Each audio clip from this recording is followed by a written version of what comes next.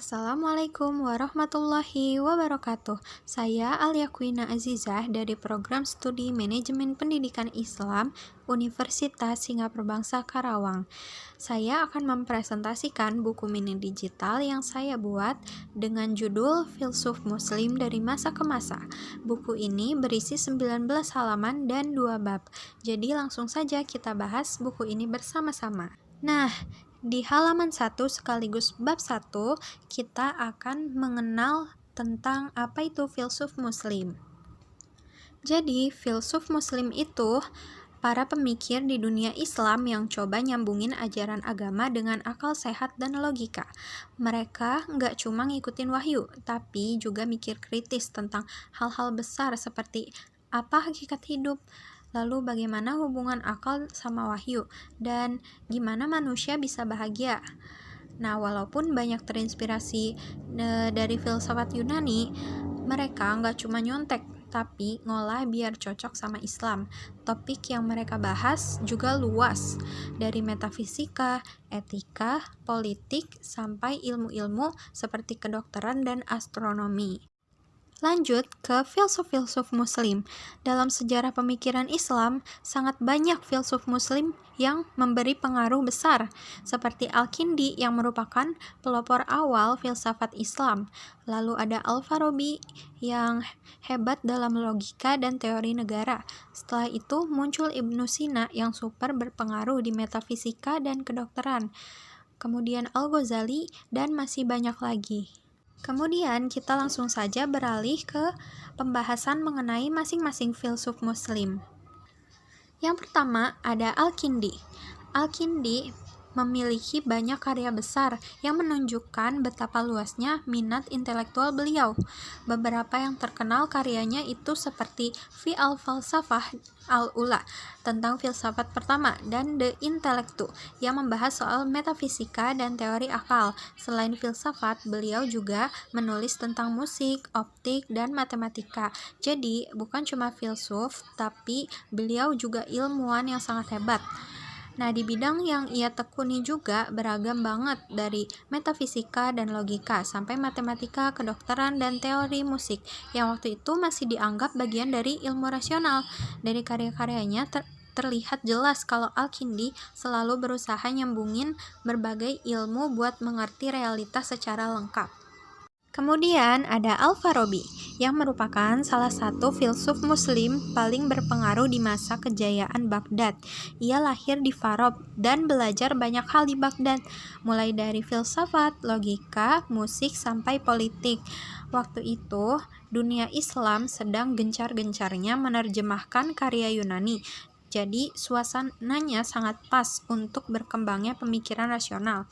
Al-Farabi melahirkan banyak karya penting tentang logika, metafisika, etika, politik, dan musik.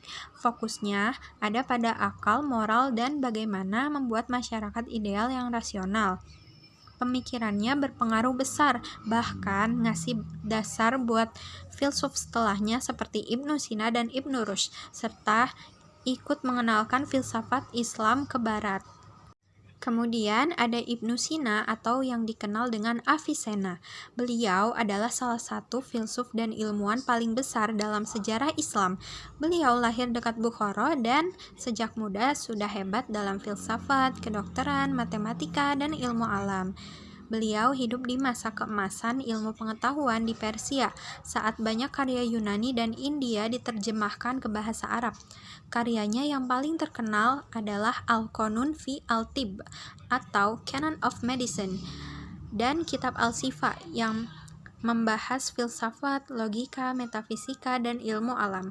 Pemikiran Ibnu Sina fokus pada hubungan akal dan wahyu, serta gimana filsafat bisa dipakai untuk memahami realitas secara utuh. Pengaruhnya sangat besar, bukan cuma di dunia Islam, tapi juga di Eropa.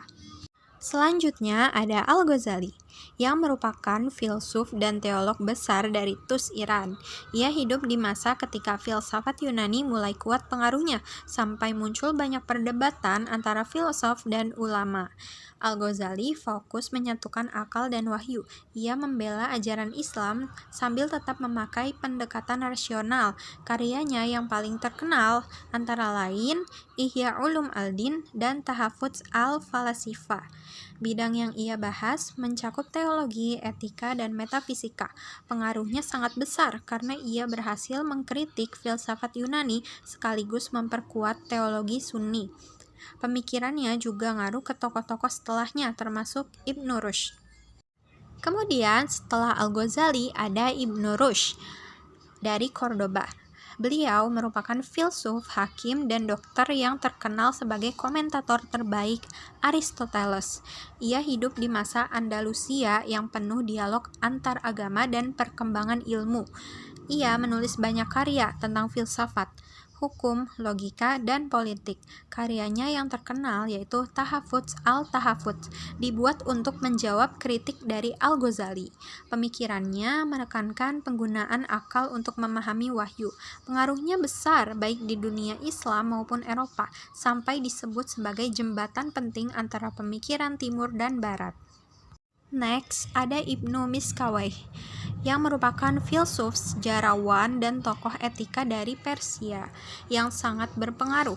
Ia hidup di masa keemasan ilmu pengetahuan ketika karya-karya Yunani banyak diterjemahkan dan dipelajari.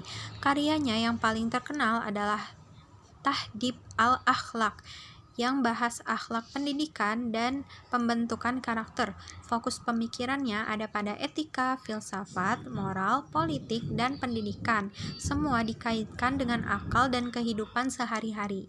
Terakhir ada Ibnu Khaldun dari Tunis. Ia merupakan filsuf sosial dan sejarawan besar yang pengaruhnya terasa di dunia Islam dan Barat. Ia hidup di masa politik yang kacau, dan itu membuat ia banyak berpikir tentang masyarakat dan peradaban.